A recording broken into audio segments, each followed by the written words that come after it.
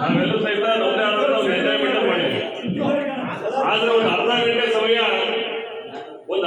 ಸಮಯ ನಾವೆಲ್ಲರೂ ಭಾವನಾತ್ಮಕವಾಗಿ ನಮ್ಮ ಮನಸ್ಸಿನ ಭಾವನೆಯಿಂದ ನಾವು ಹಂಚ್ಕೊಂಡು, ಹಾಗಾಗಿ ಯಾರ್ಯಾರು ನಮ್ಮೆಲ್ಲ ಸ್ನೇಹಿತರು ಮಾಡಿದ್ವಿ 2 ನಿಮಿಷ ನಿಮ್ಮೆಲ್ಲ ಮುಕ್ತ ಹಂಚಿಕೆಯನ್ನು ನಾವೆಲ್ಲ ಹಂಚ್ಕೊಂಡು ಇವತ್ತು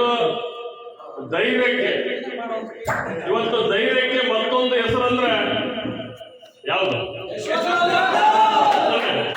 ಇವತ್ತು ಧೈರ್ಯಕ್ಕೆ ದಾವಣಗೆರೆಯಲ್ಲಿ ನಾವು ನೋಡಿದ್ವಿ. ಏನೇ ಸಂದರ್ಭ ಬರಲಿ, ನಾನು ಬಹಳ ಚಿಕ್ಕ ವಯಸ್ಸಿನಿಂದ ಅವರೆಲ್ಲ ಹೋರಾಟಗಳನ್ನು ನೋಡ್ಕೊಂಡಿದ್ದೆ. ಯಾವುದೇ ರೀತಿಯ ಸಮಸ್ಯೆ ಬಂದ್ರು ಸಹಿತ ಒಂದು ರಾಗಿ ಕಾಳಿನಷ್ಟು ಹಂಚಿಕೆ ಇಲ್ಲದಂಗೆ ನುಗ್ತಕ್ಕಂಥ ಒಂದು ಎದೆಗಾರಿಕೆ ಯಾರಿಗಾರು ಇದ್ರೆ ಅದು ಯಶವಂತರಾವ್ ಜಾಧವ್ ಮಾತ್ರ. ನಾನು ಇವತ್ತು ಹುಟ್ಟಿದಬ್ಬ ಇದ್ದಂತ